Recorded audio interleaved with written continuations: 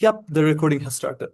So the goal for today's tutorial session is to discuss the first problem set.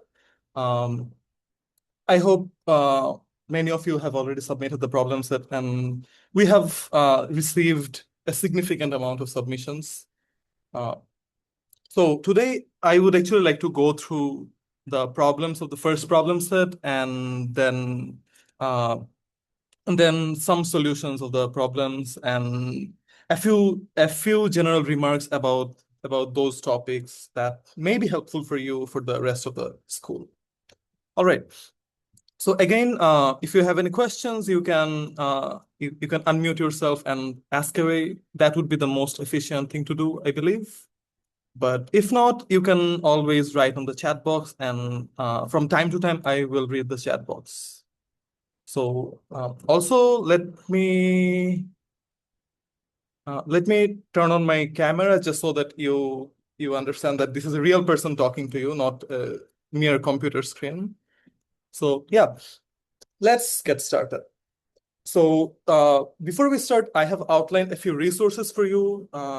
For example, we have the Introductory Functional Analysis textbook by Erwin Kreisig, which is it is a very good introductory functional analysis textbook. It introduces the topics in a very intuitive manner. And obviously, then we have Dr. Friedrich Schuller's lectures. Like from a physics point of view, those lectures are extremely good. And then I have outlined the real analysis textbook by Royden and Fitzpatrick. So personally speaking, that textbook really helped me with my understanding of the LP spaces and so on, which we'll be talking about. And then here are the problems of the problem set. So yeah, so we have 5 problems starting from the set of real numbers and some properties of that, then to some bounded operator or unbounded operator thinking. We are gonna unfold one by one. All right, so let's start one by one. Let me go to a new page and let me copy the first question.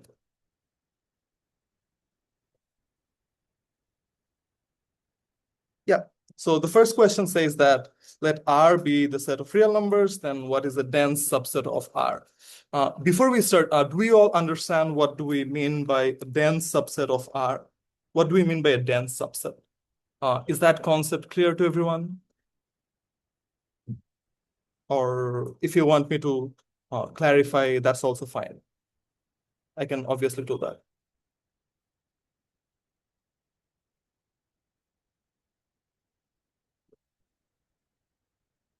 Are we all on the same page about the definition of a dense subset? What do we actually mean by a dense subset of something? Yes, anyone?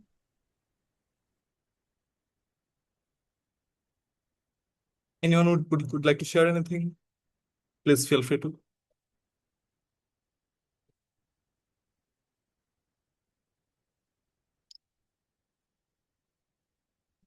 All right. Yeah, let me start then. So in the previous tutorial, you have seen something like that. The set of rational numbers is dense in the set of real numbers. We have seen something like this. So what do we actually mean by this? So let me first give the definition of it. When you say that something is dense in something else, then we actually mean that the closure of it is equal to the whole set. Now I'm basically handing you one definition after another, or one unknown term after another. What do we actually mean by the closure? By the closure, I mean that the set itself, along with all the limit points. So that means when we form the closure of the subset of, when we form the closure of the set of rational numbers, we will get the subset Q along with all the limit points of Q. So all limit points of Q. Now, what do we mean by the all limit points of Q? By that, I mean that, well, limit of all Cauchy sequences. So we all are familiar with the concept of Cauchy sequences and limit, right? Because well, last time in the last tutorial we talked about the Cauchy sequences, I believe. So well, at any point, if you need me to repeat anything, that's absolutely fine. Just please ask me to, then I would obviously repeat it. So what do we mean by the limit of all Cauchy sequences is that suppose we take one Cauchy sequence. Let's say I pick the sequence this. For example, 3, 3.1, 3.14, 3.141, 3.1415, and so on and so forth. Suppose we pick this sequence. So this is a rational sequence, meaning all the entries of this sequence are rational numbers. All the entries are from this set Q. But what is its limit? Can somebody guess what is its limit?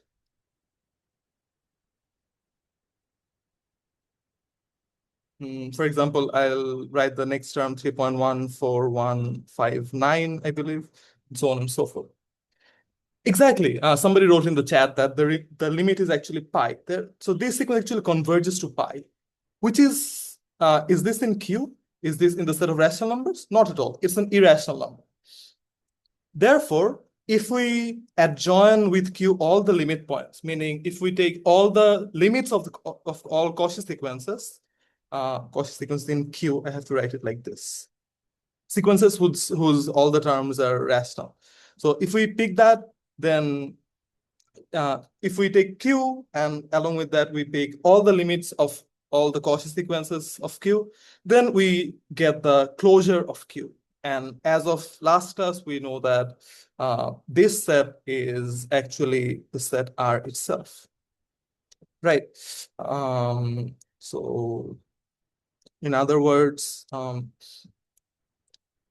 can actually say that Q is a dense subset of R.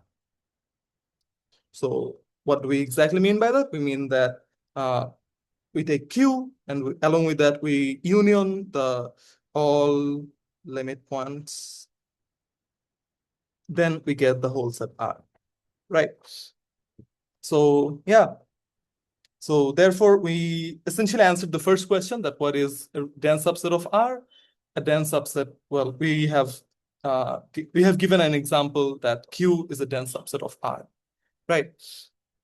There's a second question to it that says that, is the set of irrational numbers dense in R? If so, give a proof. What do you think? Can you repeat that limit? Well, all right, sure, definitely. So by limit points, I mean that limit of sequences, right? Let me repeat. Let me go to a new page and then, yeah. So you know what? Let me give a general instead of talking about Q and R. Let me give a general picture. Suppose X is a space. For example, we can take it to a normed space or something like that, or even a Hilbert space, if we like. And A is a subset of X. Then we want to form the closure of A, or we write it A bar, and I'm saying that this is equal to A union all limit points of A. And what do we mean by all limit points of A? By that, I mean that this is limit of sequences limits of sequences in A. Right. So in the case of rational numbers, I'm saying that the closure of Q is equals to Q union, like limit of sequences in Q. That means I pick all the sequences such that the elements of the sequence are rational. Then I take the limit of those sequences. And then I take the union, and that union is the closure of Q. So, for example, let's say if I pick this sequence, let me give another example. If I pick the sequence, let's say 1, 1.5, 1.5, 1.5, 1.5, and so on and so forth. This is a rational sequence, right? Because all the terms are rational. What is its limit? Can somebody tell me? It's a constant, it's a eventually constant sequence. Like after the first term, all the terms are 1.5. So it definitely converges to 1.5. So this is the limit point because it's a limit of a rational sequence. Then I can take another sequence, for example, 1, -1, 1, -1, 1, -1, and so on. But as we have seen last time, that this is not a convergent sequence. So we don't pick this sequence. Then I pick, for example, this sequence 2, 2.7. I forgot the digits of E. Let me check the digits of E real quick. Yeah, 2.71, 2.718, 2.7182, and so on and so forth. So all the terms of this sequence are rational, right? So there are all rational numbers, but what is the limit? Is the limit a rational number? Not really. This sequence converges to E, which is not in Q. However, since E can be written as a limit of a rational sequence, so we will say that E is also in the limit of sequences. Right? Does that make sense? Is the limit of the sequence is the boundary of the space? Yes, yes, you can think of it like that. For example, let me give another example, such as this. Let's say I pick the subset 0, 1, the open interval 0, 1, and our main big set is R itself, right? So now our big space is the whole real line, and its subset A is the open interval from 0 to 1. So visually speaking, it's this. Now, you can think of it like this, that, well, so this is A. What is the boundary of A?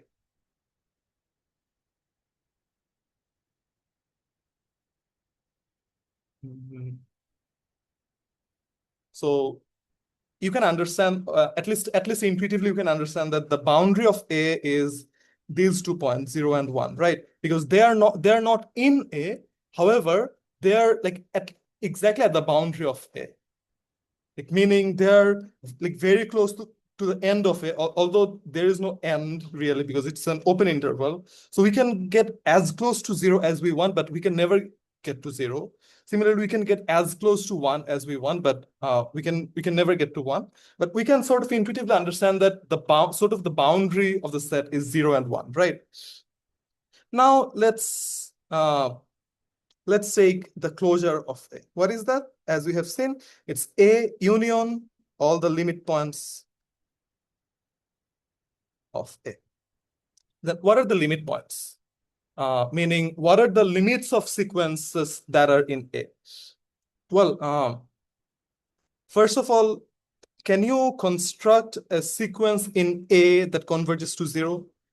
So let me write the question. Can you construct a sequence, let's say AN, such that all the AN is in A for all M, and the sequence converges to 0?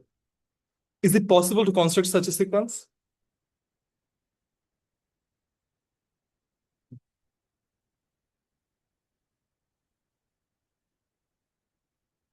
Yes, exactly. Because for example, I can define this sequence. For example, 0 0.1, 0 0.01, 0 0.0001, 0 0.00001, 0 0.000001, so on and so forth. We can define this sequence. All the elements of this sequence are between 0 and 1, right? So definitely they're definitely in the open interval.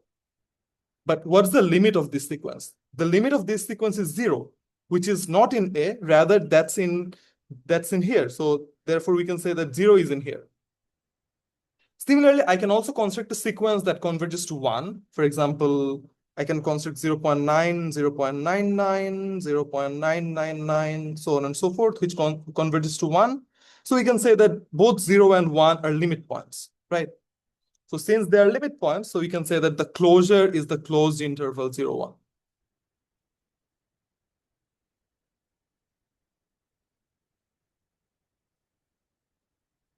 1. Does that make sense?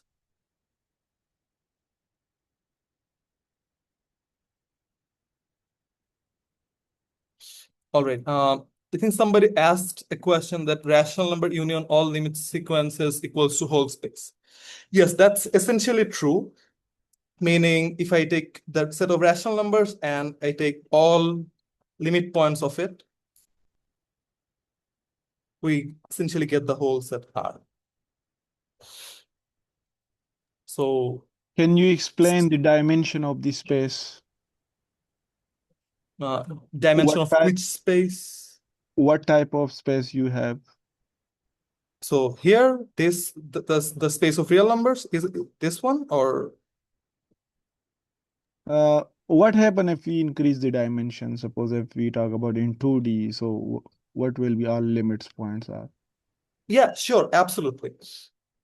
So here we have, well, here R is just a one-dimensional line, right? So it's a one-dimensional space, and here we have this thing. And suppose we go to 2 dimensions, let's say, or we can obviously go to higher dimensions. So let's say I go here. So this is R2, right? Now imagine I pick the subset Q square of R. What does Q square mean? It means all the pairs such that both A, B are rational numbers. Suppose I pick this one. So is the set Q square clear to everyone?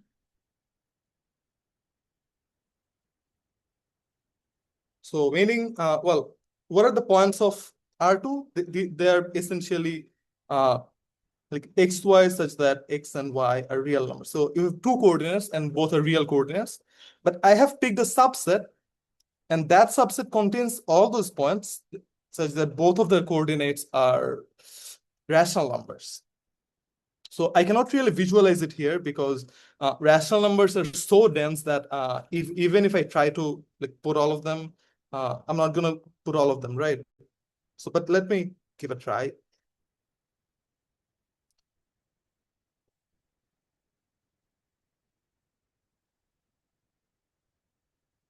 So something like this, and we have points in the middle as well, and so on and so forth. So suppose we get this. Now, yeah, so now this is A and this is X. Now we want to construct the closure of A, meaning A union all limit points of A.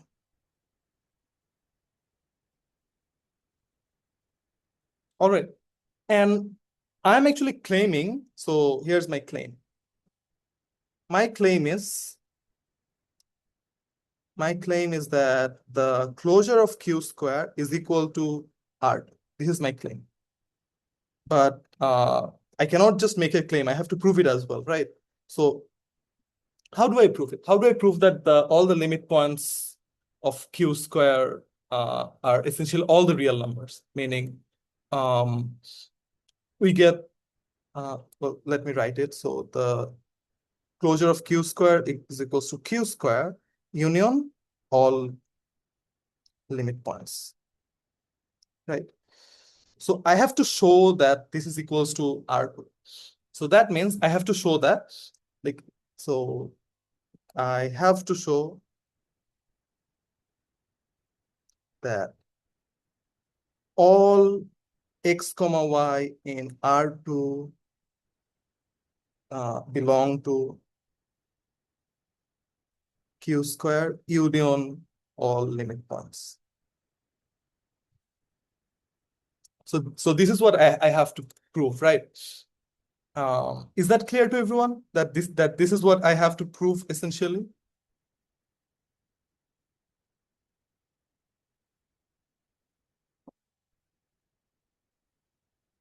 All right.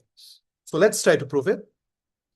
Now, first things first, if I have that this x and y, if both x and y are rational, then what do we have? Then we have the pair x comma y. This is in Q square. That means it belongs to this part. So I have essentially done like one part. Now let's do the second part. I have essentially done one case. What's the second case? The second case is that not both of them are rational. That means at least one of them is irrational, right? Actually, well, hold on. We don't actually have to consider both cases, but we can essentially like compress it into one case. But let me. So we know that x is a real number and y is also a real number. And we know that real numbers are the closure of or the completion of Q, right? That, or in other words, the rational numbers are dense. Therefore, from this, we can say that there is a rational sequence that converges to X, and similarly for Y. Right, that means we can construct a sequence A1, A2, A3, and so on and so forth that converges to X, and we can define another sequence B1, B2, B3, and so on and so forth that converges to Y. So what did we do here? We converted our two-dimensional problem into two one-dimensional problem. That means we had two coordinates and we considered the coordinates separately. We considered first X, then we considered Y. And for X, we have a sequence. For Y, we have another sequence. Now we form then we form a sequence of pairs. Then we form a sequence of pairs, meaning the first term of the sequence will be A1, B1. The second term of the sequence will be A2, B2. The third term of the sequence will be A3, B3, and so on. And where does this sequence converge? The first part of the sequence converges to X, and the second part of the sequence converges to Y. Therefore, this sequence converges to X comma Y. Therefore, we have constructed a sequence, and needless to say, both of the members of the sequence are rational. Therefore, this is a sequence in Q square. So yeah, therefore we have constructed a sequence that converges to X comma Y. So what have we proven? We have proved that every element of R to R square is a limit of a sequence in Q square. Is that clear?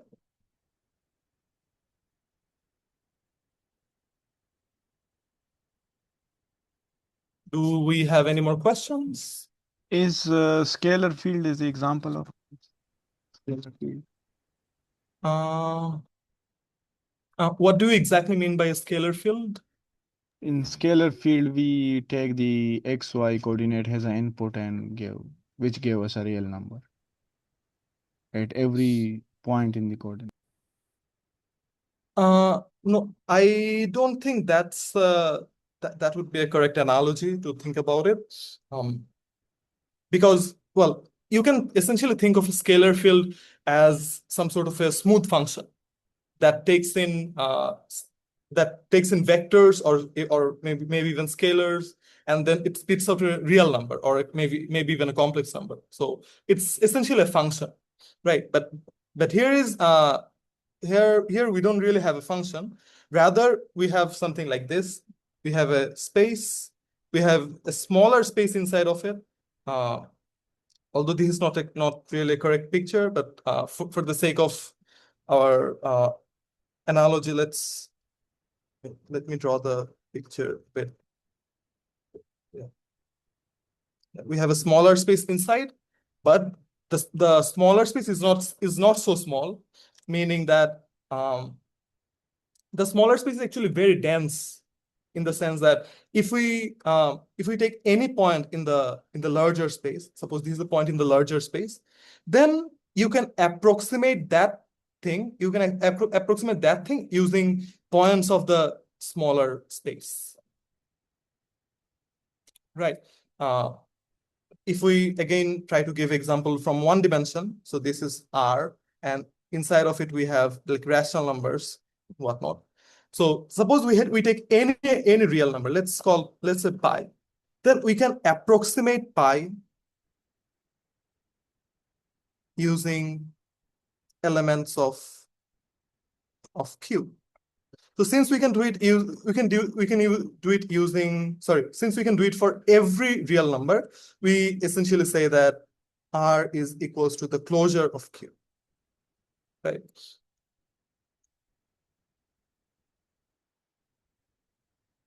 Yeah. Somebody asked something that limit of sequence of Q square means we can make any point in R through Q square. You are almost correct. Yes, we can make any point of R2. This is in R2. We can make any point of R2 using a sequence of Q2.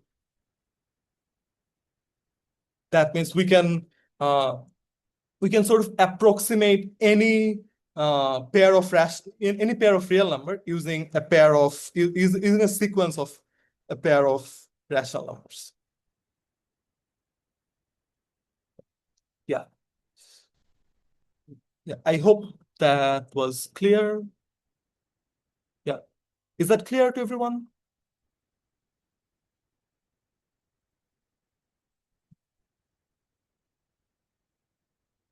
So strictly speaking, I don't think I'm giving like proofs in the sense of mathematical proofs. Like for example, if you're in a math class, this would not count as a proof. But for us, like giving concrete proofs is not always necessary, but having a solid understanding of how things are working is definitely necessary. And that's my goal, I would say. Right. So moving forward, we actually have one question left, which is where is it? Yeah, is the set of irrational numbers also dense in R? If so, give a proof. All right. So let's say let's call it I. This is the set of all irrational numbers. What do you say? What do you think? Is I dense? So is it dense in R? What do you think?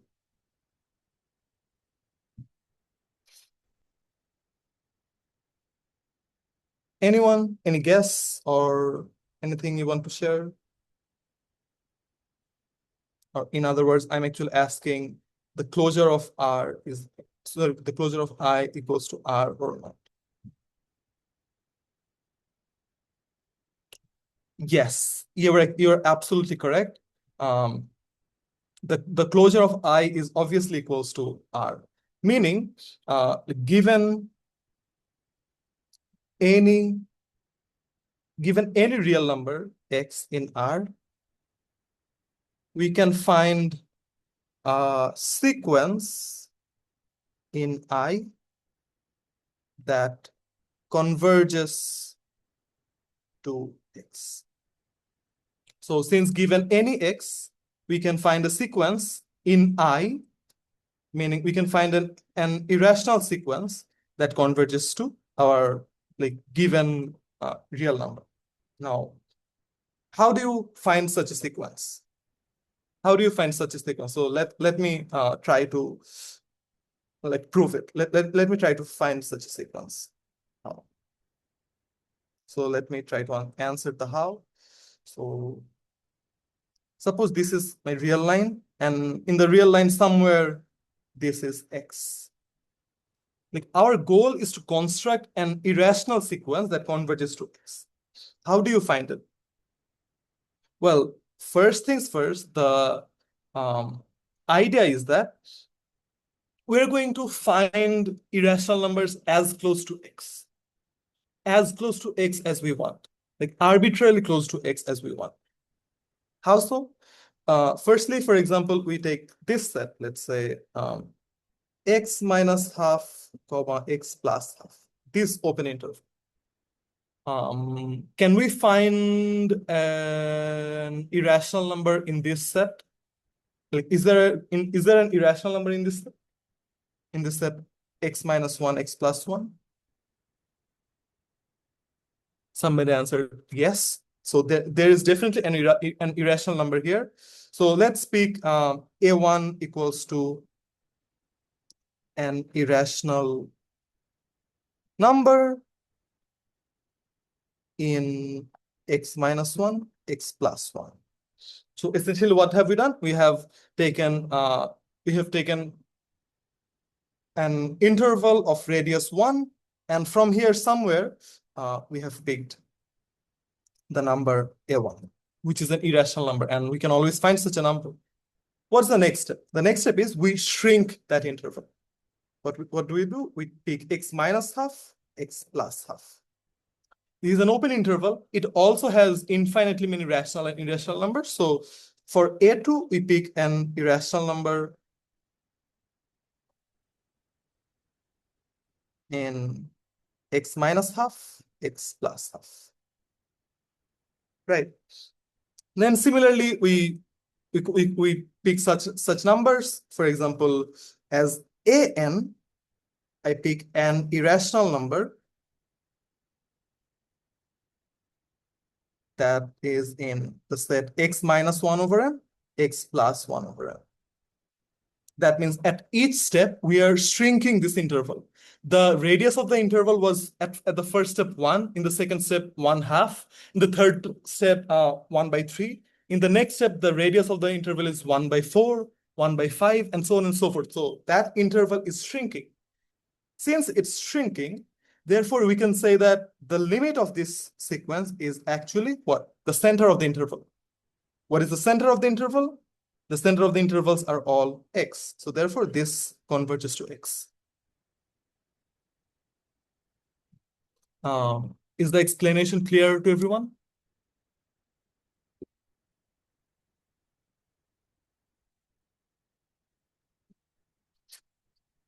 So again, let me repeat, that is x is our given real number, and what we are doing is we take intervals, we take open intervals centered at x. And at the first step, the radius of the interval was 1.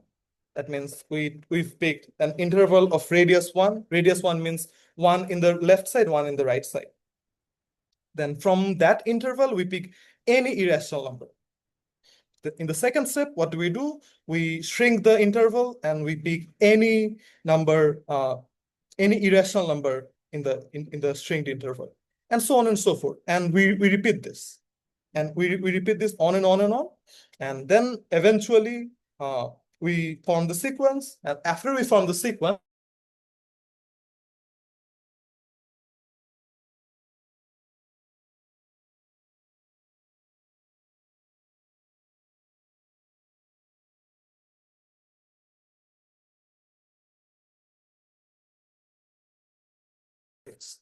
therefore, any real number can be written as a limit of a sequence that is irrational.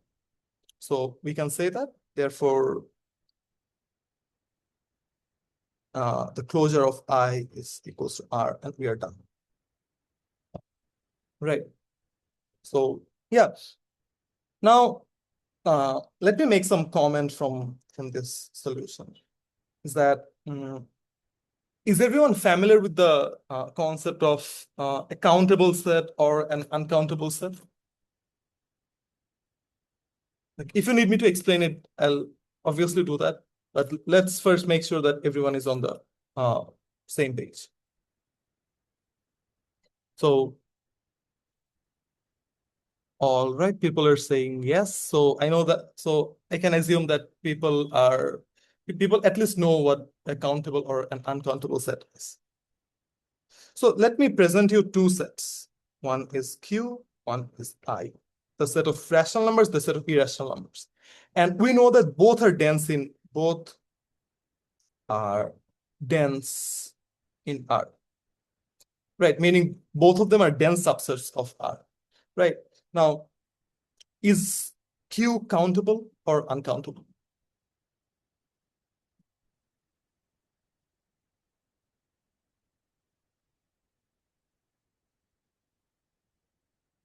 What do you think? Is it countable or uncountable? Again, by the way, let me repeat for once that a countable set is something that you can essentially enumerate, or you can list all the elements of that set. And you can basically do a numbering. This is the first number, this is the second number, this is the third number, and so on and so forth. Like that numbering need not be in order, meaning that numbering need not be in an ascending or descending order, but the fact is that there exists one numbering. And uncountable meaning there does not exist any numbering, or there doesn't exist any sequence of all the elements. If a subset is dense in R, shouldn't it be uncountable in all cases? Uh, Not really. I hate to break your heart. So for the YouTube audience, let me say the question again. So someone asked a question that if a subset is dense in R, shouldn't it be uncountable in all cases? So uh, that's not true. So let me answer my question first. So the answer to my question is that Q is countable and I is uncountable. Now you may ask why. So why is Q countable? Um, so why is Q countable? Well, the answer lies in some Cantor's diagonalization argument. So you can diagonalization argument. You can like look it up. I don't think we have the time to go through the whole argument, but the essential idea is that we can essentially like do a numbering of all the rational numbers. How so? Let me give an example. Suppose we list all the rational numbers like this. It says 0, 1, 2, 3, 4, 5, 6, 7, 8, 9, 10, so on and so forth. Then what do? We do 0 by 2, 1 by 2, 2 by 2, 3 by 2, 4 by 2, 5 by 2, and so on. By 3, 1 by 3, 2 by 3, 3 by 3, 4 by 3, 5 by 3, and so on and so forth. So how do we do the numbering? We do the numbering as follows. We do some sort of a zigzag action. Well, obviously there are some repetitions here, but you can understand that like even along with the repetitions, if we can do a numbering of all of the rational numbers, so even with repetition, then we can basically like omit the repetitions next time, and we do the enumeration of all rational numbers. So how do we do the enumeration? We do the enumeration in a zigzag pattern. We do it like this. So meaning that we say that the first rational number is 0, the second rational number is 1, the third rational number we say it's 0 by 2, the next rational number we say that 2, the next one is 1 by 2, the next one is 0 by 3, the next one is 3, the next one is 2 by 2, the next one is 1 by 3, so on and so forth. We repeat something like this. Now, if we repeat this, if we do this, then essentially we can list all the rational numbers there are. We can list all the rational numbers. So we can list all the rational numbers in a sequence, right? So therefore, we say that Q is countable. Now, coming back to your question, I think let me copy the question in the notebook.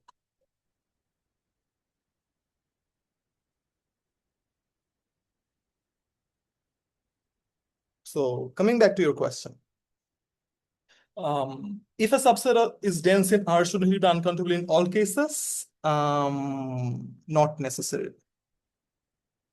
In fact, this is an extremely important case where a space has a countable dense set. Let me state something. Well, you all are familiar with the concept of a Hilbert space, right? What's a Hilbert space?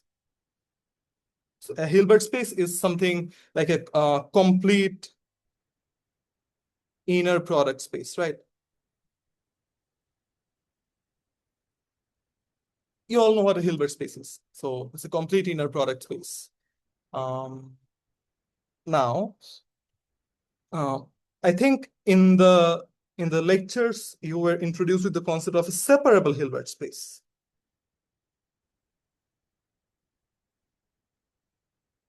What's a separable Hilbert space?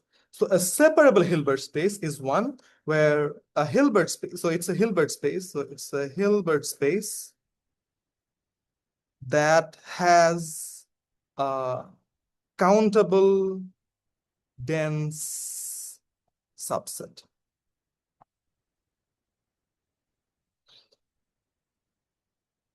So that means such a Hilbert space which has a countable dense subset is extremely special in quantum mechanics. And you will soon see, if you haven't seen already, that the axioms or the postulates of quantum mechanics actually contains this. Right. So what's a separable Hilbert space? A separable Hilbert space is one where it has a countable dense subset.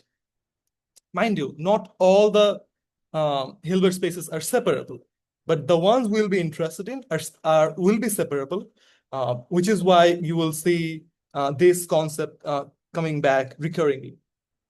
So again, a Hilbert space that has a countable dense subset is called separable Hilbert space. So in this example, we have seen that we have R and we have a countable dense subset. So therefore, we can conclude that what can we conclude? That R is a separable Hilbert space. Although it's a finite dimensional Hilbert space, although in quantum mechanics we deal with infinite dimensional Hilbert spaces, but nonetheless, it's an interesting example, I would say. So here I've written separable I've written the word briefly because well, mathematicians are lazy sometimes. But yeah, I hope you all understand that. Well, from here I have deduced that R is a separable Hilbert space. Again, what do we mean by separable Hilbert space? We mean that a Hilbert space that has a countable dense subset. So yeah, but let me make another comment from your question is that I completely understand why one may think so, why one may think that if a subset is dense, then it should be uncountable. I understand why someone may think so. But the reality is, so although Q is countable, consider this thing. Consider the space of all rational sequences.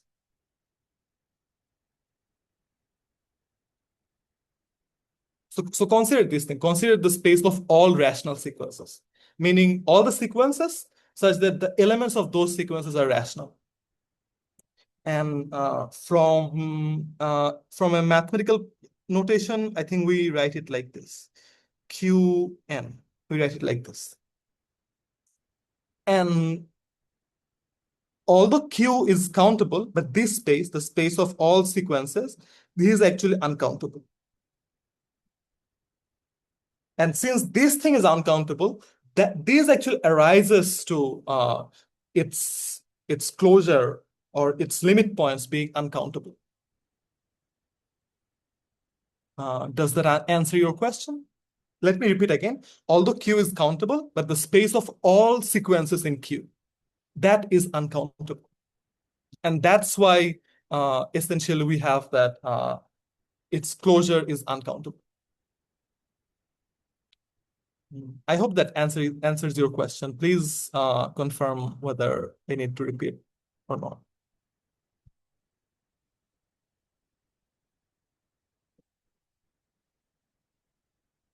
Yes, fantastic. So let me move to the next question. The next question will be this. What's a continuous function from R to R? Give two examples and two non-examples. Well, you already know the definition of a continuous function and examples and non-examples. So I don't think I'm gonna discuss about this in yeah, I don't think a discussion is necessary for this question, but if if someone needs any discussion of this question, please feel free to ask. Yeah, yeah, I'm just gonna write some examples. For example, any polynomial, then sine, cos, exponential, and any combination of those are all continuous functions. And what can be an example of a non-continuous function? And let me give some examples of non-continuous function. For example, I can define a piecewise function such that f of x equals to 1 by x if x not equals to 0, 0 if x equals to 0. So this is a non-continuous function. Another example may be that f of x equals to, I don't know, 1 if x is not rational, and 0 if x is rational. This may be another example of non-continuous function, right?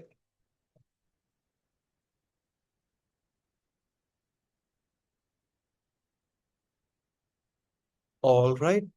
Let me discuss the next question then. Well, before we move to the next question, do we have any question from here?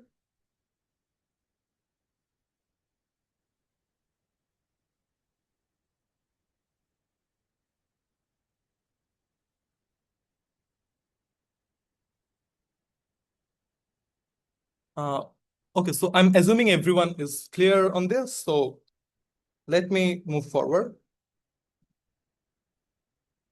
So this is the next question.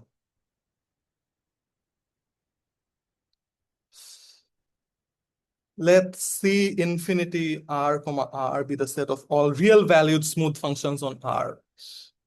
Is it an inner product space or a Hilbert space? Provide arguments in favor of your answer. All right. Yeah. Do we all understand the terminology smooth function? What do we mean by a smooth function?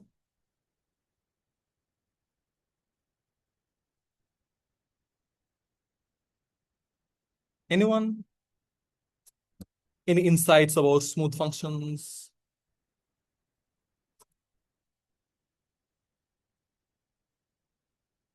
Infinitely differentiable, exactly. So let me write it. C infinity R comma R.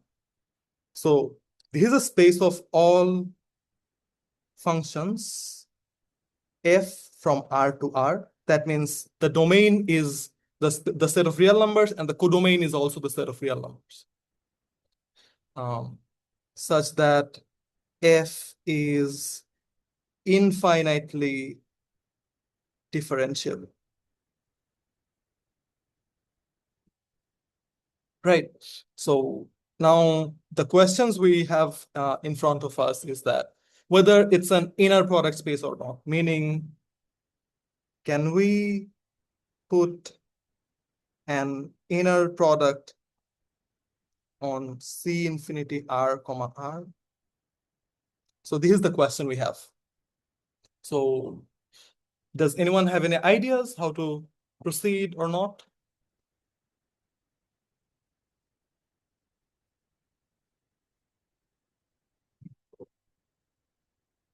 How can we define an inner product on this space?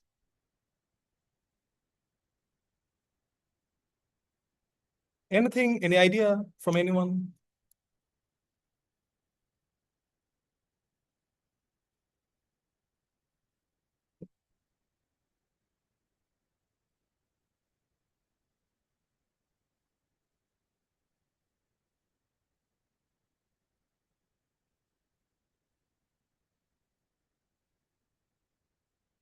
All right. Before we do this, let me first recall something. So what are the properties of an inner product?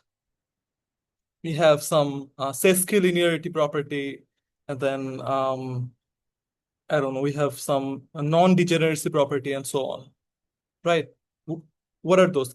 Can somebody help me remember?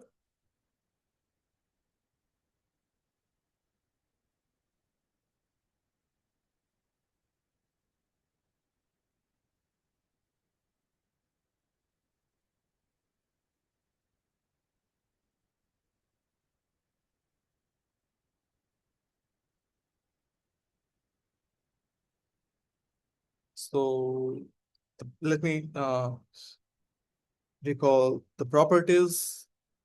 Firstly, the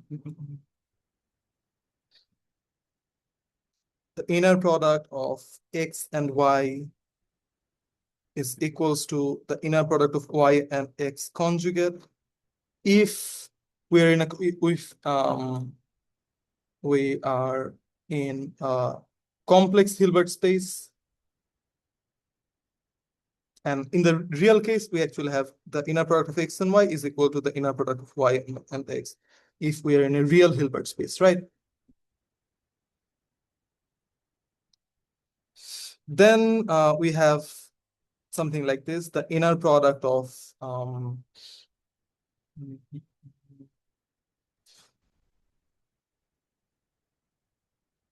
ax plus by, comma z is equals to a, the inner product of x, comma z plus b, the inner product of y, comma z. Here's another, and then if x is not 0, then the inner product of x and x is greater than 0. So these are the properties of inner product, right? Um, is everyone familiar with the properties of inner products? Have I missed anything?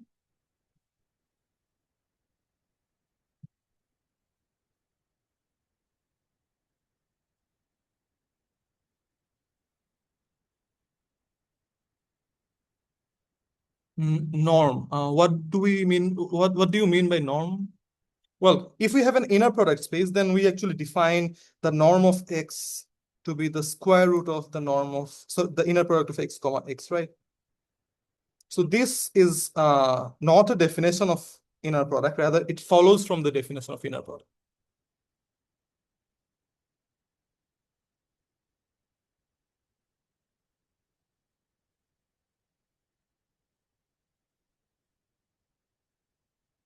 So yeah, in this case, we say that this norm is induced by the inner product, right? All right, so yeah, so these are the properties of an inner product space. Now the thing is, did you see the so let me do this again. Did you see any example of inner products on a function space?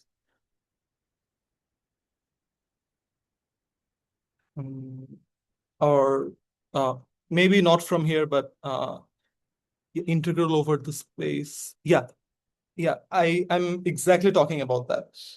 So in quantum mechanics or so on, we may have defined something like this. The inner product of f and g, we defined it to be the integral over the whole space, let's say minus infinity plus infinity, then f bar of x, then g of x, dx. Yeah, integral of the product. And if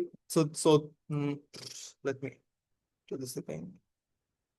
Yeah. Yeah, we have seen something like this in quantum mechanics, perhaps.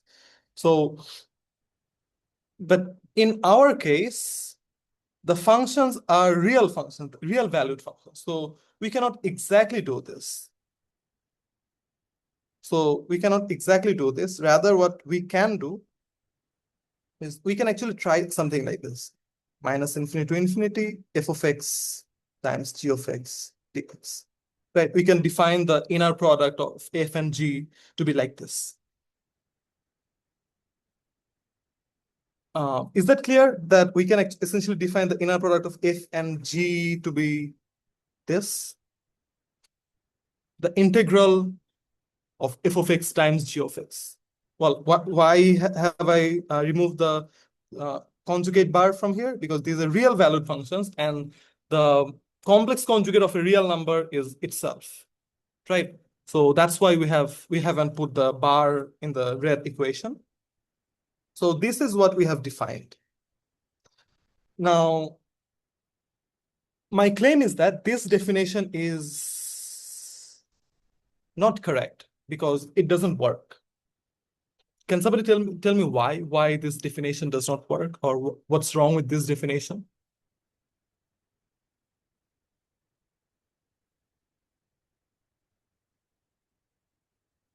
So what's wrong with it? Or my claim is that I cannot actually write this equation like this. Why so? Why can't we do that?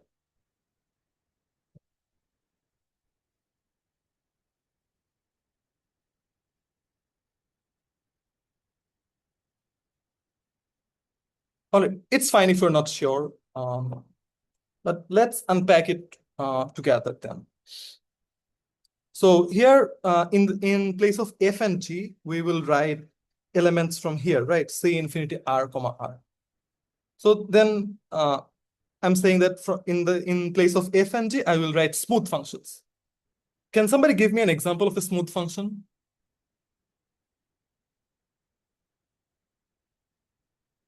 Like any example if you want. Sine x. Okay, that's a sine x and e to the power x. Okay, we'll move with these two. So somebody said f of x equals to sine x, and someone else said g of x equals to e to the power x, or exponential of x. All right. If we move with these two, can you compute this integral? Minus infinity to infinity, f of x times g of x. That means sine x times e to the power x. What is this integral?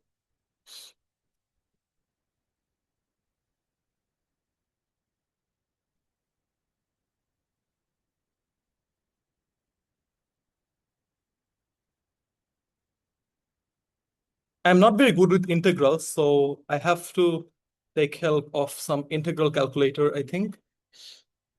But let's try to compute this integral.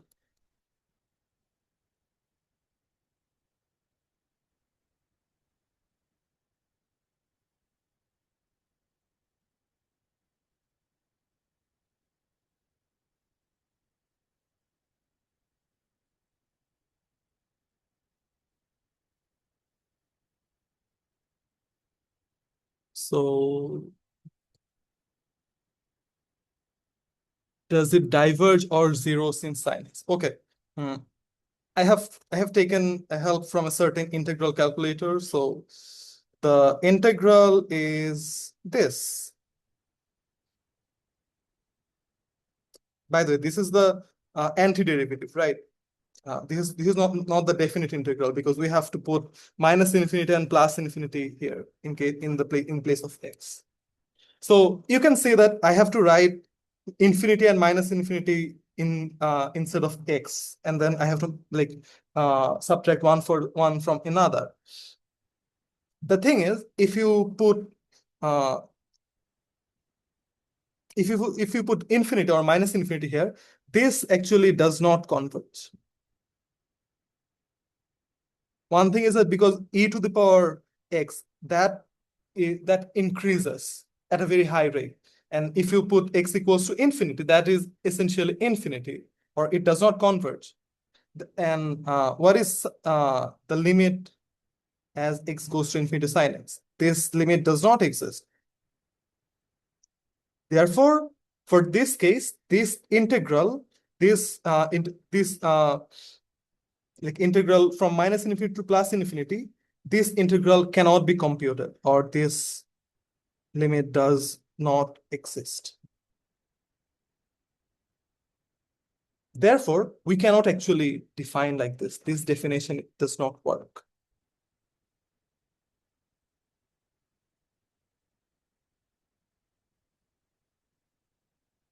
Are we clear?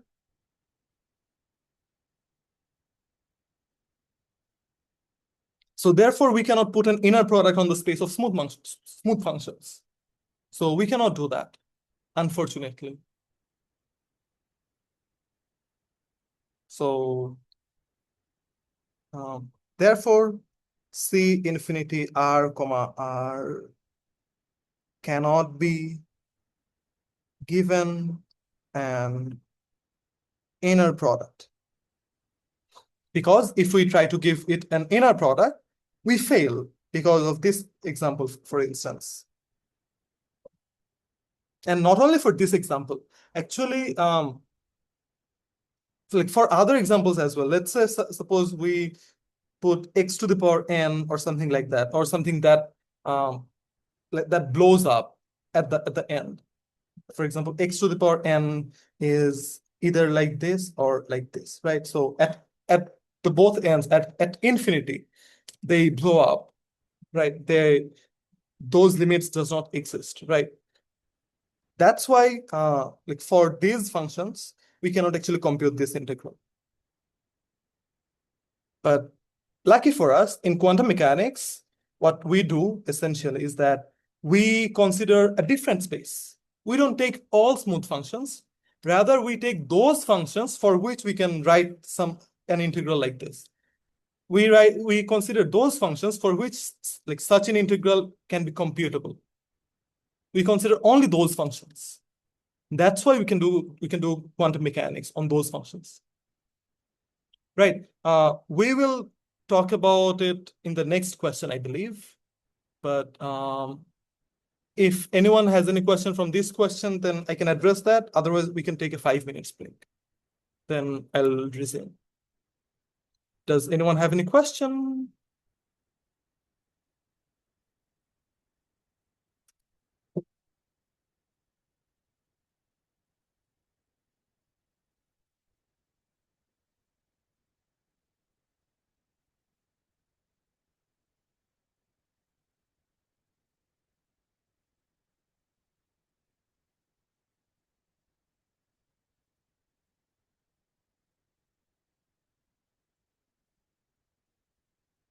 All right, then looks like no one has any questions from this one.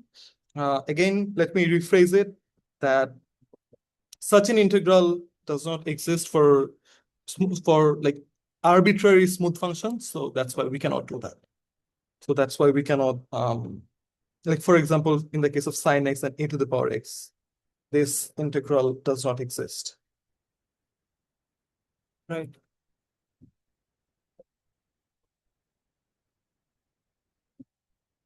So yeah.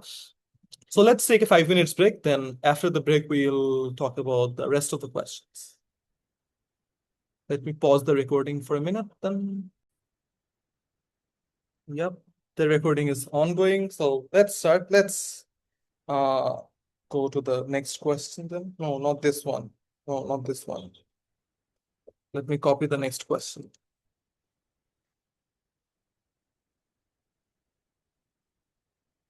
So yeah, this was the next question. So here we have something we haven't seen earlier. We have this. Define the space L2 R comma C of square integrable complex valued functions on R. Prove that this is a separable Hilbert space. let's unpack the question. Let's unpack the statement one by one. What do we mean by functions on R? Well, we mean that the domain is the set of real numbers and it's complex valued. So the codomain is the set of complex numbers. But we have something that we haven't seen earlier, which is this term right here, square integral. What does it mean? Can somebody tell me what it means?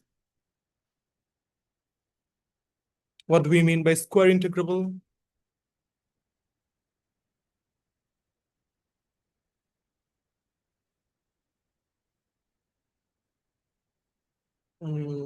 Anyone, any guess?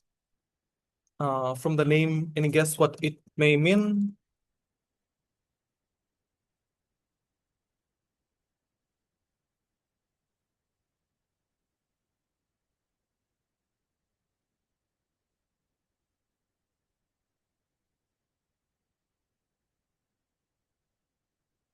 Integral of norm square is finite. Exactly. So it actually means that if I take this, f of x mod square, well, we have taken mod because these are complex numbers, and we take the modulus and we square it. And then we take the integral, and from minus infinity to plus infinity. This integral is finite. Only those functions are in here. Right. So only these functions such that this thing is finite, those are in the space of all square integrable functions. Now, can somebody give an example of it? Like what can be an example of such a function that is square integrable?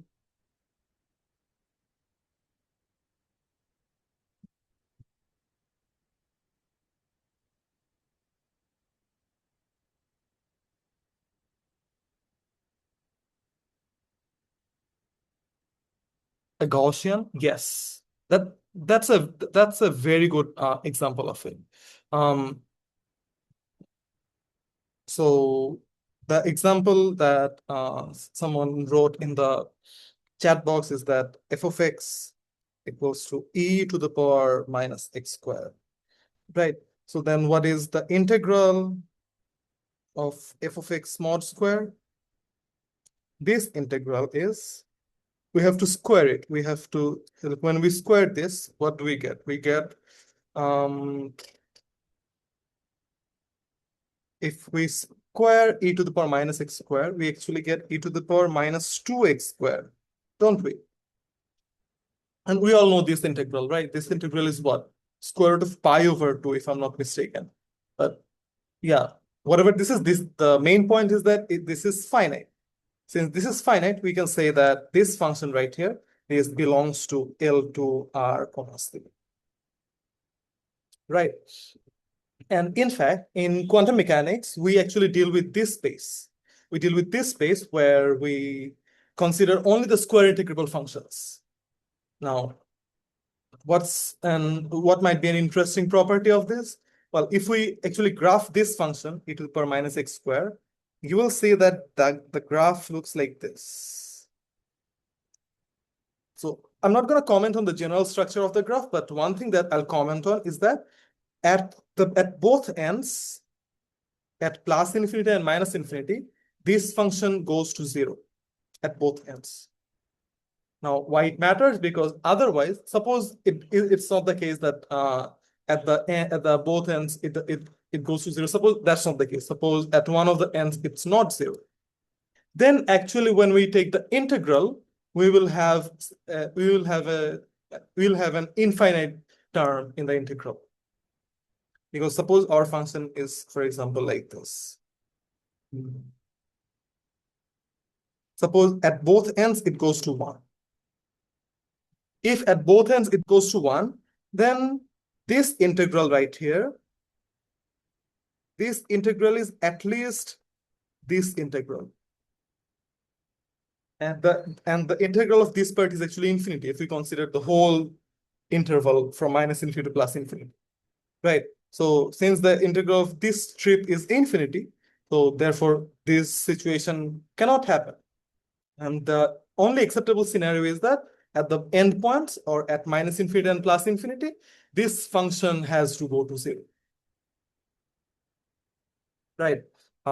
Is that example clear to everyone? Or anyone has any question?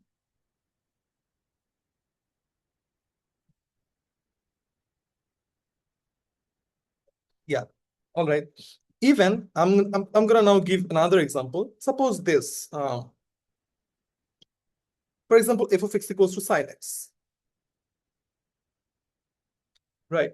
Then what is this integral? This is the integral of sine square x, right? And what is the integral of sine square x? Well, it's some well, sine square x can be written as cos 2x and so on and so forth. Then the antiderivative of cos is sine, then we have a factor of half and whatnot. But the main point is that this integral does not exist. Because at the endpoints, at minus infinity and plus infinity, sine, the limit of sine is undefined, or the limit does not exist. Since the limit does not exist, we actually cannot compute this integral, this indefinite integral. Right, since we cannot compute this integral, therefore, this function is not in L2 Argos. Right. All right, now I'm gonna give one more example.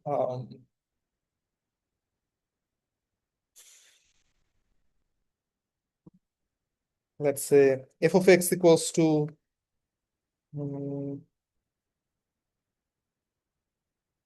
e to the power ix. Is it a square integrable function?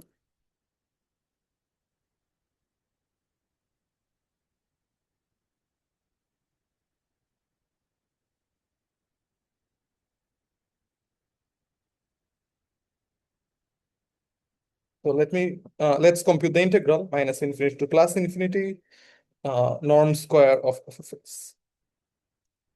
What is the modulus square of f of x? Yes, it will diverge, exactly. Because what is the modulus of e to the power ix? It's 1. So this integral is essentially the integral of 1, which is infinity. Therefore, this is not in L2 R, C. Now, I think another example, so this was the non-example. So another example of square integral function that I can give is e to the power minus x sine x. This, no, it's not defined at minus infinity. So rather, we can consider this e to the power minus modulus of x sine x.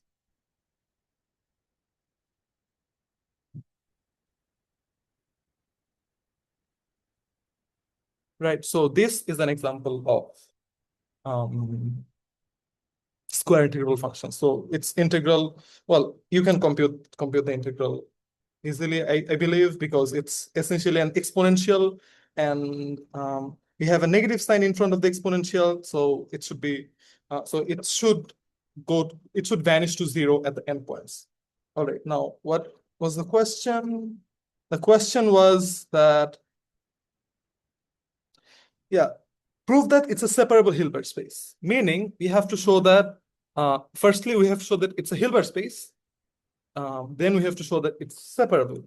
No, now, how do we show that it's a Hilbert space? Meaning, what's the inner product of? So let me inner product on L2 R commas. What is the inner product? Can someone remind me? Because I think we have talked about this earlier.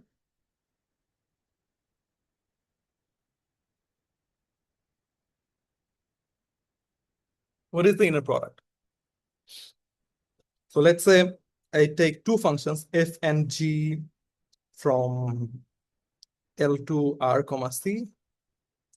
Then how do we define the inner product of f and g? As an integral from minus infinity to plus infinity, right? Integral over the space of con f and g. Yes, essentially, what we do is that we take f of x complex conjugate and g of x dx. Right. Now, what's the guarantee that this integral right here it exists? For example, last time when we have taken the integral of some product, this integral did not exist, right? What's the guarantee that this integral exists? So now the question is, how do you know this integral exists, or or it's a finite number? Because the integral has to be a finite complex number, right? It cannot be infinity, because the value of inner product has to be a scalar, or in this case, a complex number. So how do you know that this is a valid complex number?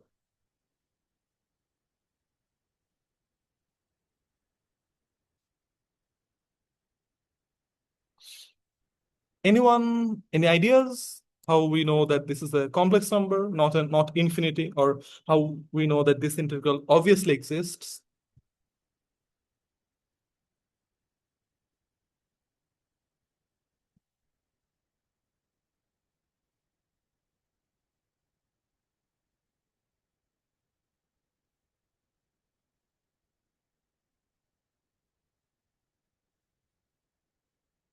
So for this, we have to, well, it's okay to not know. That's fine, because we all have to start somewhere. So, so in order to show that this integral actually exists, we have to use something. We have to use an inequality called the Cauchy-Schwarz inequality. Cauchy-Schwarz inequality. So what does the Cauchy-Schwarz inequality says? Well, the inequality has multiple versions. Um, when I was little, uh, I learned the summation version of it. That version said something like this: the sum of AI bi whole square is less than the sum of AI square times the sum of bi square, something like this. So, when I was a high school student and I used to do math Olympiads, I learned something like this. Um, and then after a while, I learned the integral version of it. The integral version is essentially like replacing the summation with integrals. That is this. First of all, this is correct, right? Yeah, this is correct.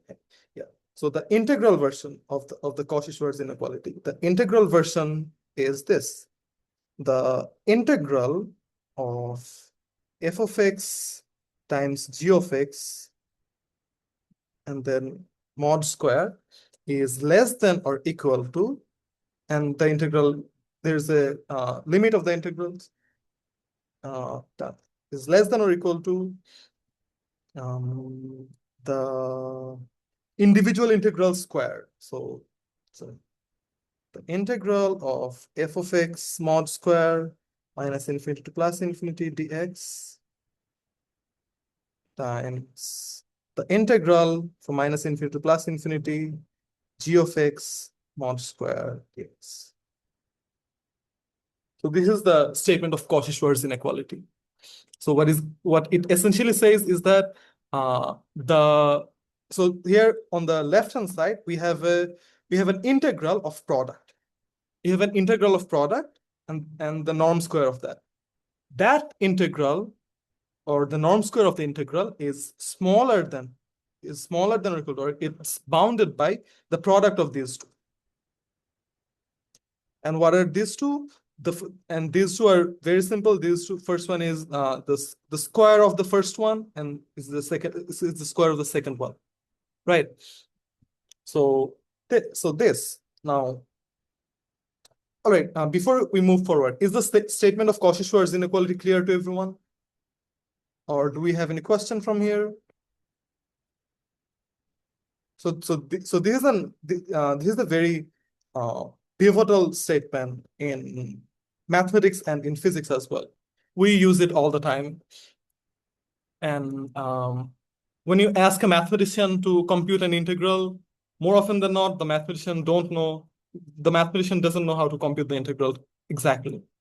But the mathematician will know how to prove that the integral exists or the integral is finite or infinite or not. And in order to prove that, the mathematician will use some of these techniques. All right. Yeah, anyways, now we have this little integral right here. Now, according to Cauchy-Schwarz inequality, we have the, you know what, let me just copy it. Why am I writing it again? Let me make a copy of it, copy, and then paste. Yeah. Now, according to Cauchy-Schwarz inequality, we know that the, let me erase this circle because that's distracting. The norm square is less than the integral of the first one, f of x norm square dx, times the integral of the second one, g of x norm square dx. Right.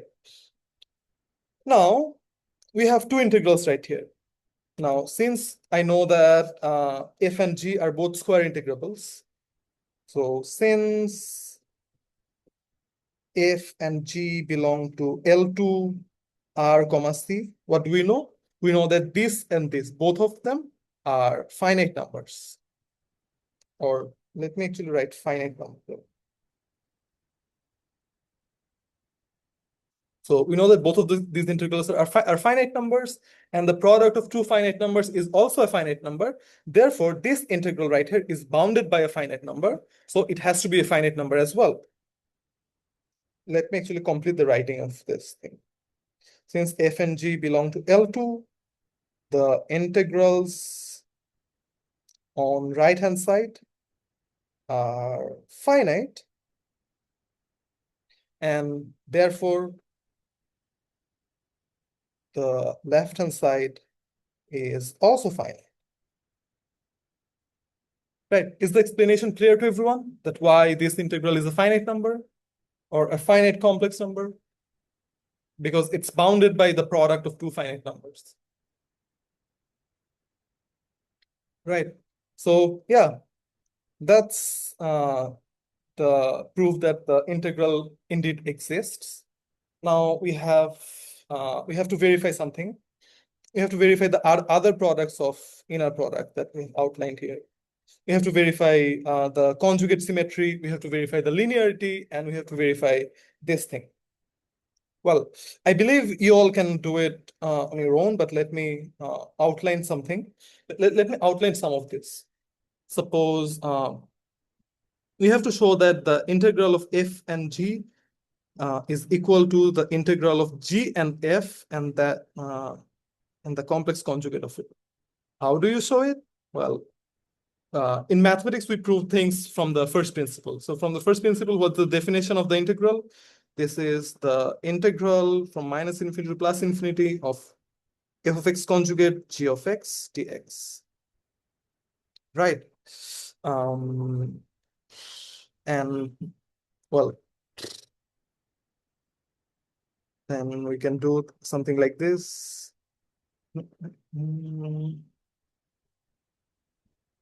So this is the, we can do this, that the integral minus infinity to plus infinity f of x bar g of x, we put a bar here and we put a bar outside. Because complex conjugation is an involution, meaning if we apply it twice, then it becomes what it was earlier, right? So if we do a complex conjugation twice, it becomes the same thing. Therefore, let's keep the outside bar. Then this gives us g of x bar f of x dx.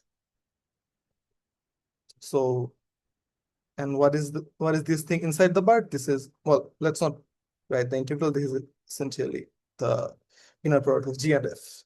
So we have proven the conjugate symmetry. Do we use the fact that the functions belong to L2 RC, which is the... Yes. So here in this step, we used that fact that f and g both are square integrable functions. Since f is square integrable function, by the definition of a square integrable function, we have that this number right here, this is the finite number. And since g is also a square integrable function, or since g also belongs to L2, we know that this is a finite number. So yeah, therefore, the product of these two is finite, so this integral exists. But in order to show the conjugate symmetry, we don't need to use any of those. In order to show the conjugate symmetry, well, we know that this integral already exists, then we just used some elementary properties of complex conjugation, and then we derive this. And showing linearity is also similar, because we know that integration is a linear process, right? Because we can if we have a sum inside integral, we can split the integral into two integrals, sum of two integrals. And then if we have a constant number in an integral, we can take the complex number in front, right? So using that, you can also show the linearity of this inner product, right? So yeah.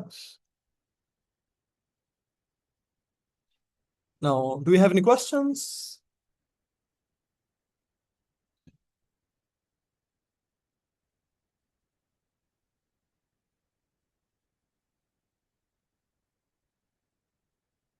All right.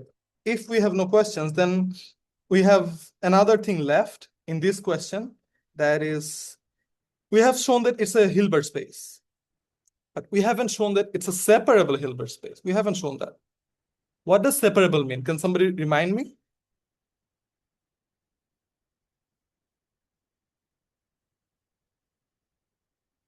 What does separable Hilbert space mean?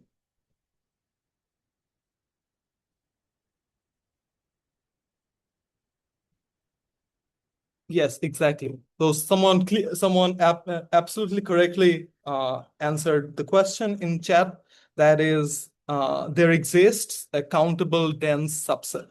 So here, our Hilbert space H is actually L2R comma C. And we have to show that there's a countable dense subset. All right. So essentially, we have to show that there exists a countable dense subset of it. Right. All right. So how can we show that such a countable and dense subset exists?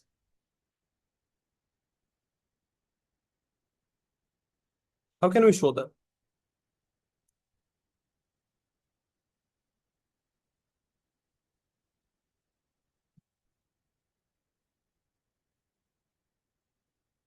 Any idea?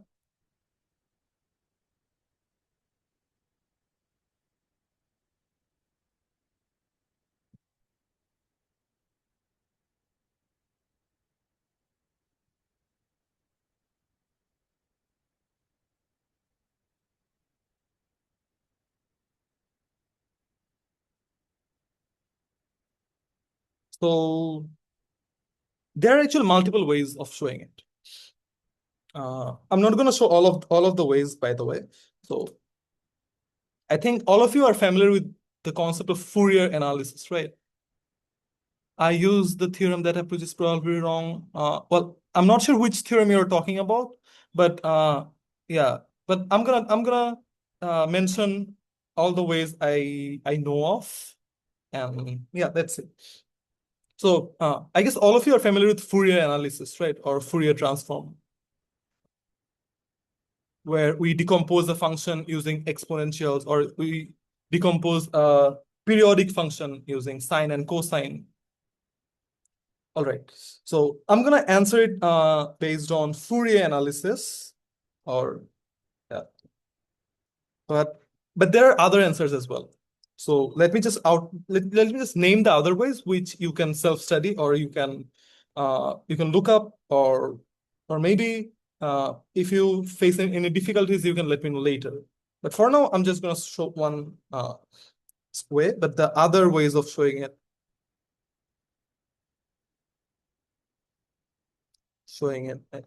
One is to use the stone wear stress theorem.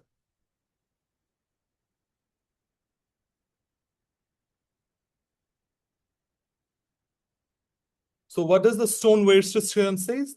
The stone wear stress theorem says that like, I'm not going to give the exact statement, but the rough statement is that any continuous function on a closed interval can be approximated using polynomials. So, using the stone stress theorem, you can show that it's a separable Hilbert space, or, well, briefly speaking, what you can do is that you can take the space of all polynomials with rational coefficients. That will be a countable set, and that set will be dense, and that will show the separability of L2 R comma C. And another way might be to using step functions. So I don't remember the exact formula of it, but you can look up a math stack exchange answer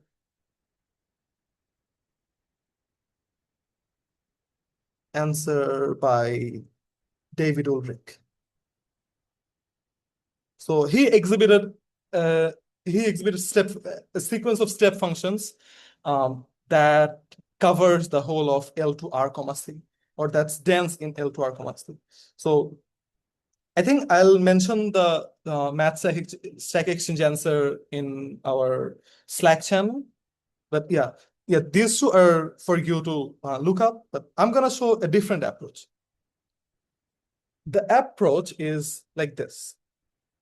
So what we have to show, we have to show that L2 R comma C has a countable dense subset. Right, this is what we have to show. Right. Now, notice that in order to show that L2 R comma C has countable dense subset, what we can actually do is that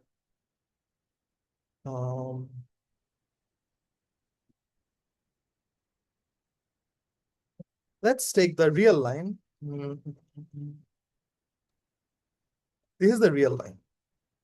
Oops, what happened? Why did we go to the from? Yeah. Sorry for that. So let's say we take the real line.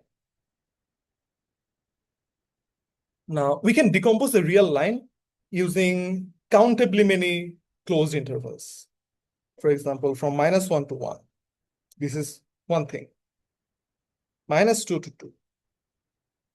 Then -3 to 3. So using these closed intervals, we can actually cover the whole of R, right? So R can be covered using intervals of the form -n to n, for n being a positive integer. Right. So this is the idea we are going to be using. So is this idea clear to everyone?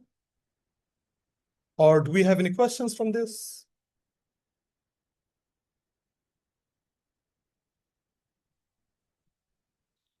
All right. Now you may ask that why is this idea relevant, or how is this idea relevant?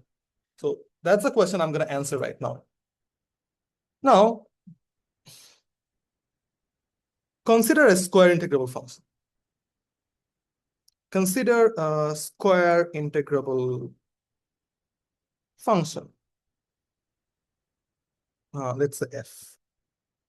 Then we know that the integral from minus infinity to plus infinity, f of x dx norm square, this is finite. All right, this is clear to everyone, right? This is finite. We all know that, right? Now, if this is finite, then can I also say that this integral from minus n to plus n norm square f of x square norm square of f dx is also finite?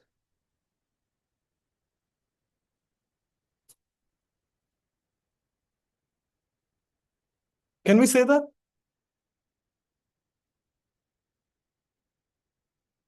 Because now we are not interested in the whole integral. We have restricted our attention from minus n to plus n. So this is also finite. Therefore, I can say that f is in L2. Now our domain is from minus n to plus n. Our codomain is as always, right? Yeah. Do you have any question from this line?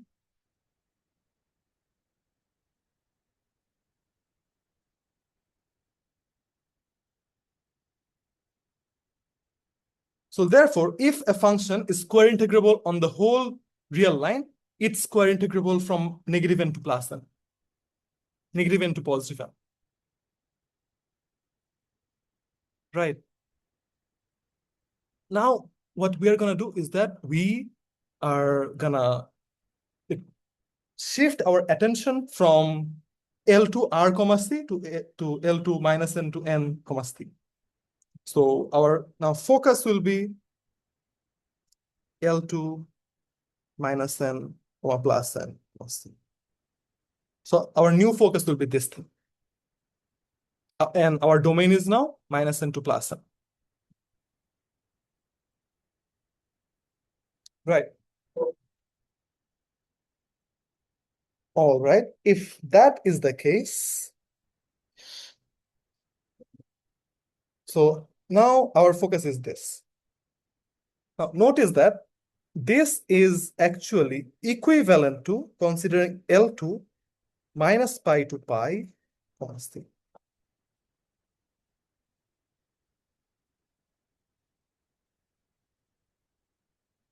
I know this is an extremely bold claim, but I'm claiming that like working in this thing is equivalent to working in this thing. How so? You may ask that. How so? Like n can be a very large number, but pi is a very small number. So how is working from minus n to plus n equivalent to working from minus pi to plus pi? How so?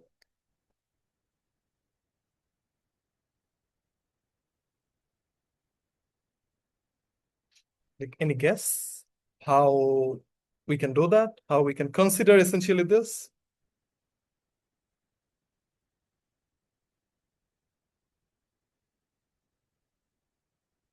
Periodicity, not necessarily, because L2 functions are not really periodic, not always periodic, right?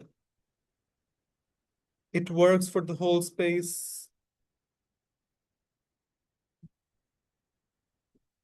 Yeah, it works for the whole space, but I'm saying that for any n, well, in the previous step, what I did was it works for the whole space, therefore it works for every minus n comma n closed interval. Now I'm saying every minus n comma n closed interval is equivalent to this minus pi to pi.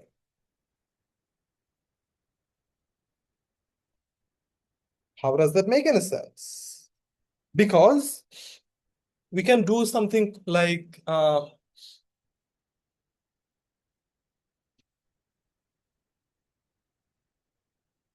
we can essentially shrink the interval. That's the idea. The idea is that if the interval was from minus n to plus n, we can shrink it. We can shrink it from minus pi shrink it from minus n comma n to minus pi comma pi. How? Just by a scaling factor, right? Because then our function f of x will become something like f of I don't know, x, then n over pi, something like this, or pi over n.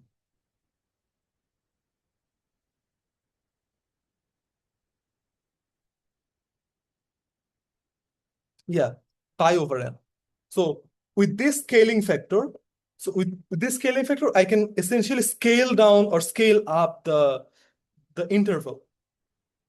Therefore, working on minus n comma n, this closed interval is equivalent to working on here. Right. So therefore, we'll work on here L2 minus pi comma pi C. Now, in this interval, I want to construct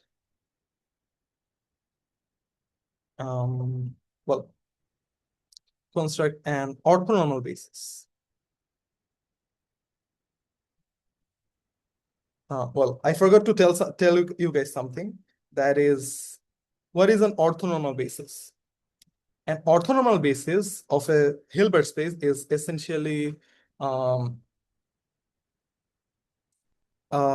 countable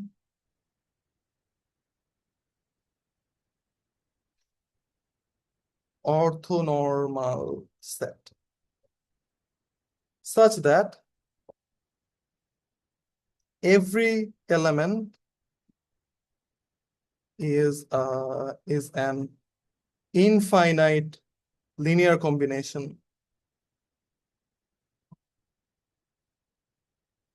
of the orthonormal set. So again, let me let me rephrase it again. So what's an orthonormal basis? Essentially, we have to construct something like this: F1, F2, F3, F4, and so on and so forth. This will be our orthonormal basis.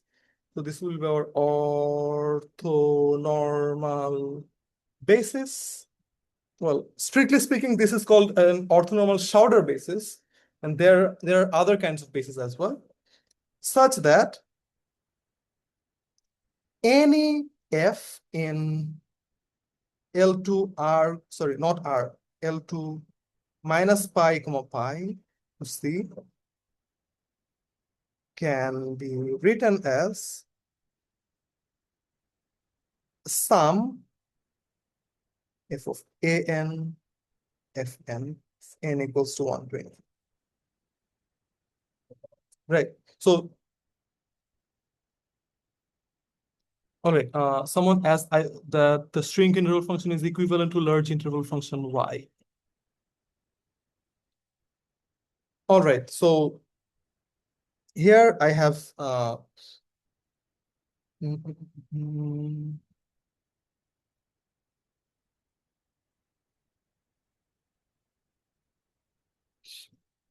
right. So let me give you your answer. So what I'm saying essentially, well, let's go back in this example that considering this interval from minus n to n is equivalent to considering the interval from minus pi to pi. Why? Because if, for example, f is a square integrable function here, if f is from here, the domain of f is minus pi to pi, then we can equivalently construct a square integrable function on minus n to n, which is defined like this. I've written it f prime of x will be f of x pi over m. So for, okay, let me rephrase. For each of the function right here, we have an equivalent function right here. For each of the function from minus pi to pi, we have an equivalent function from minus n to n.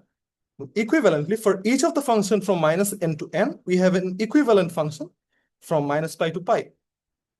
Therefore, working here is equivalent to working here.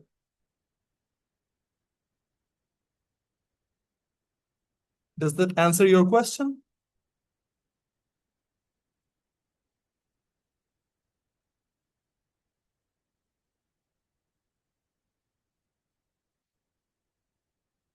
So again, like each function right here has a equivalent mean output after solving the integral. Yes, you can say that. Like strictly speaking, we have a one-to-one bijection that preserves the integral. Yes, you are right. So yeah, uh, or an one-to-one correspondence for each of the functions right here. We have a function right here, and vice versa as well. Therefore, we can essentially consider this. And those equivalence is given by this. The equivalent function of f is f prime. Well, here prime does not mean derivative. Here prime means we are considering a different function. It's just naming, it's not derivative. Right? Does that answer your question? All right. So let's go back here.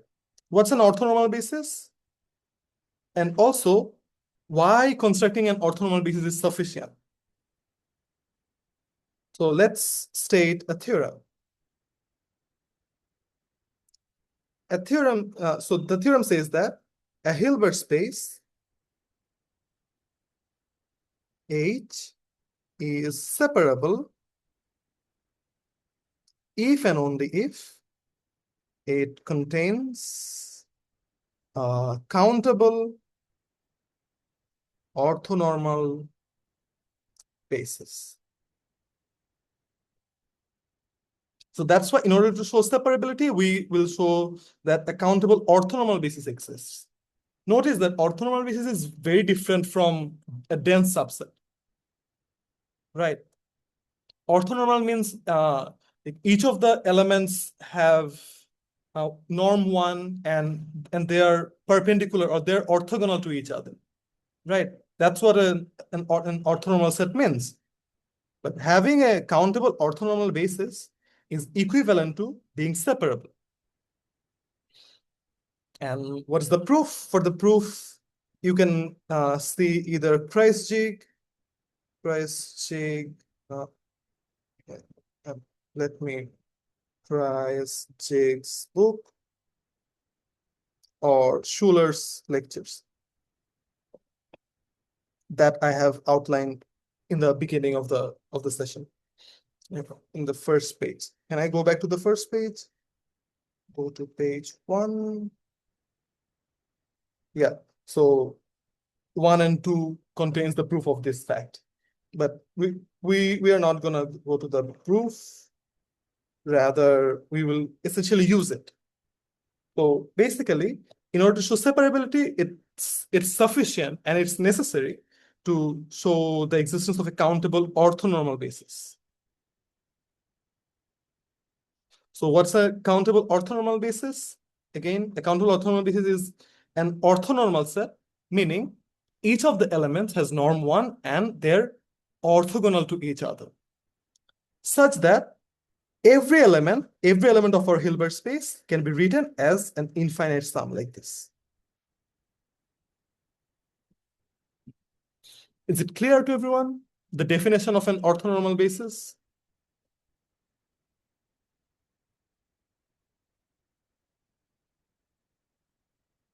All right. Now, the big question. What's an orthonormal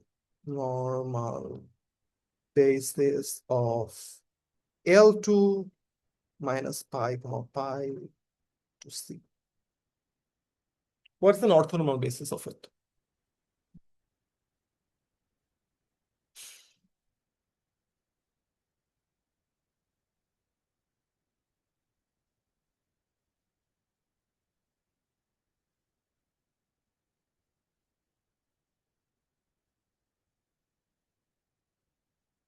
Sine, cos.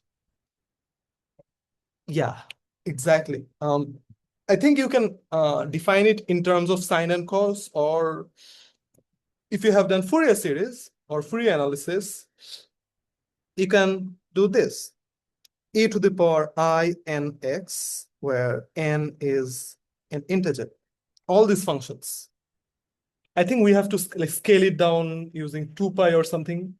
Do we have to scale it down? Let me check my notes.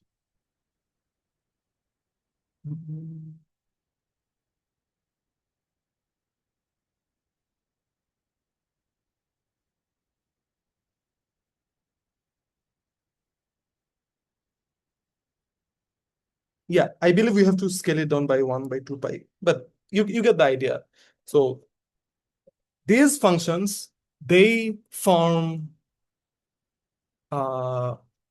they form an orthonormal basis, meaning this is an orthonormal set because each of the elements of this set have, each of them has norm 1. Why? Because you can essentially compute the integral e to the power I n x norm square from minus pi to plus pi. What is this? What is this integral? This integral is 2 pi, right? And why is this integral 2 pi? Because e to the power I n x mod square is 1. So in an interval from minus pi to pi, this integral is 2 pi. That's why we have to scale it down by 2 pi. Right. So therefore, each of them has norm 1. Furthermore, they are perpendicular, they're orthogonal to each other. Why? Because if we compute this integral, e to the power minus I n x e to the power I m x dx, this integral is 0 if m is not equals to n. We all know that from Fourier analysis. Right. Therefore, this is an orthonormal set. Right. Now, all that is left to show is this. Now, any f in L2 minus pi comma pi to c can be written as f of x equals to sum of an e to the power I n x from minus n equals to minus infinity. Sorry. N equals to minus infinity to plus infinity. And these are constants. So any function can be written like this. And we have done it using Fourier analysis. So therefore, any function can be written like this. So we can say that this set right here, this is an orthonormal basis as well. Right. Does anyone have any question? I know I probably rushed a little towards the end, but I'm free to clarify on any point. So let's review the workflow once again. That is, a Hilbert space is separable if and only if it contains a countable orthonormal basis. And what is the orthonormal basis of this here? The orthonormal basis is this. How do we know it's an orthonormal basis? Well, we know that each of the elements has norm 1. Also, we know that the elements are orthogonal to each other, meaning the inner product is 0. And then finally, any element of our Hilbert space can be written as an infinite sum, as an infinite linear combination of these things, of the basis elements. Therefore, the basis elements, indeed, they form an orthonormal basis. They form a countable orthonormal basis. Since they form a countable orthonormal basis, we can say that this L2 from minus pi to pi is separable.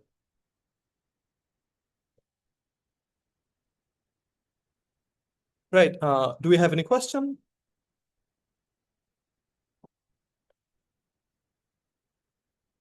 All right. So we have exceeded our scheduled time of 7 p.m. to 9 p.m. But I would just like to briefly go through the last question, which is which is this. Okay. So define the multiplication operator mf by f on L2 s comma r. Is it a bounded operator? If so, give a proof. All right. So what is this thing? Here, L2 s comma r, this contains all the functions. No, let's not write f because f already has been written. All the functions g from s to r such that the integral of g of x, no, I shouldn't write g of x. The integral on s, the norm square integral of this is finite. Right. Now we have another function f. We have another function f, which is a smooth function, which is a smooth function s comma r. Now we have the operator mf. Now what is mf? What is m subscript f? So it's an operator from this Hilbert space to itself. So mf is an operator from L2 s comma r to L2 s comma r. Right. And how does it work? The definition says that it's the multiplication by f. What does multiplication by f mean? That is, if this takes an input function g, it essentially gives us fg, the multiplication function. And how does this multiplication work? It's essentially pointwise multiplication. So this is the definition of the operator mf. So this is the operator picture. Right. Okay. Is everyone familiar with the concept of the norm of an operator?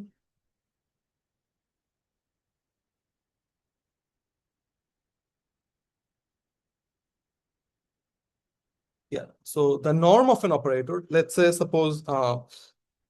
mm, suppose T is an operator from H to itself, then what is the norm of T? The norm of T is the maximum value the maximum value of Tx, where x has norm 1. That means like maximum how much it scales unit vectors. So the maximum how much it scales the unit vectors. That's the norm of an operator. Right. So this is an operator, and here we are asked that is it a bounded operator or not? That's what we have been asked, right? So how do you essentially answer it? How do you answer whether this thing is bounded or unbounded?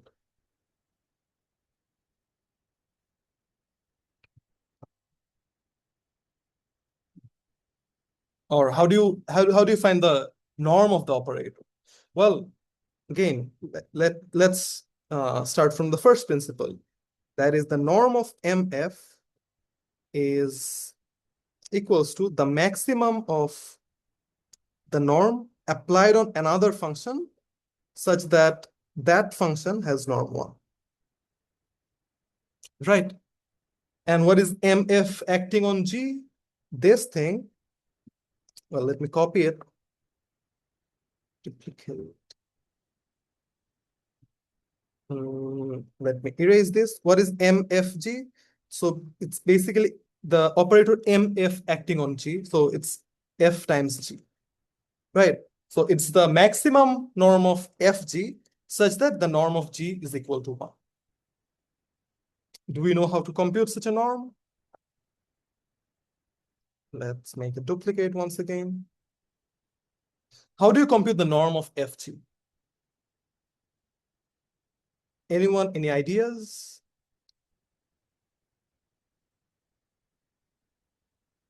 We are working in the L2 space, right? So let me erase this.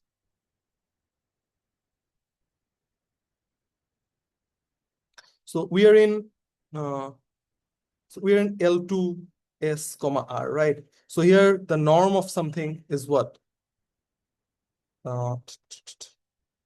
G square, the less than or equal to the norm F times norm G. You are essentially correct. Yes, you're absolutely right. But we're gonna actually prove it. So this is the norm square of this, right? So what is the norm of FG? That is, you know what? Let me put a square all over here just so that we can do the norm square thing. So the norm square of FG is the integral on S1 of FG mod square. I think I'll write d theta because the variable here is theta, right? Now, again, we can use either Cauchy-Schwarz inequality or something, or maybe even we can use the fact that f has a maximum value.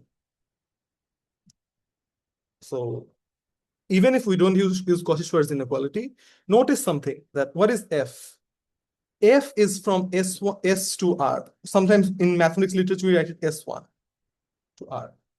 Now, here's something very important, is that since S1 is compact, or meaning S1 is bounded and closed, since S1 is bounded, that means F has maximum and minimum value. This is the basic analysis fact. So since F has a maximum and a minimum value, therefore we can say that mod F has a maximum, say the maximum is capital M.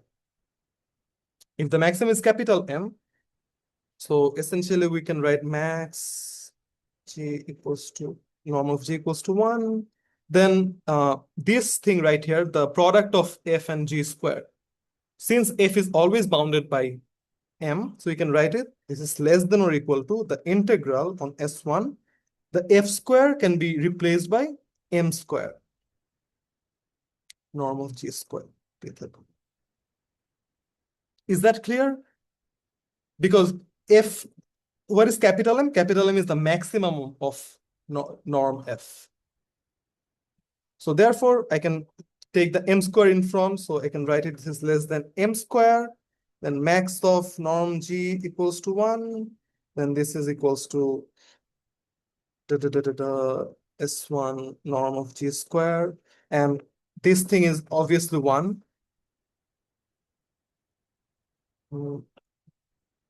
This thing is 1 because it's the norm of G. So therefore, we can say that the norm of the multiplication operator is less than M. So therefore, is a bounded operator.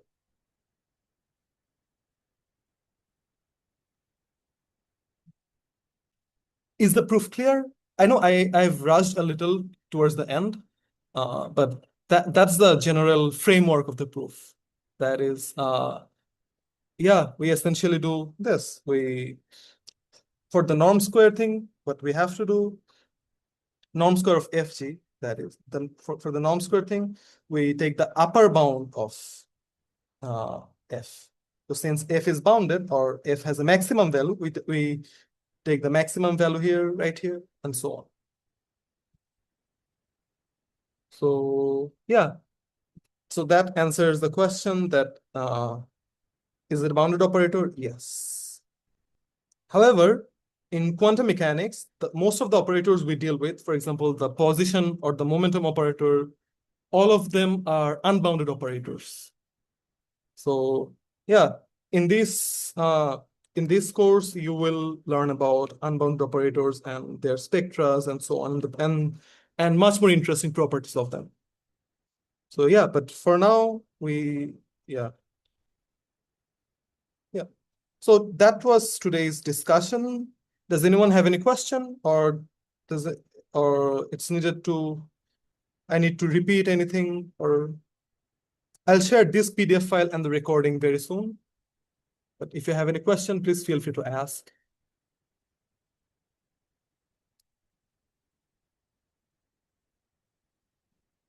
So we have talked about all the problems in the first problem set. Yeah. When's our next tutorial, by the way? Does anyone remember?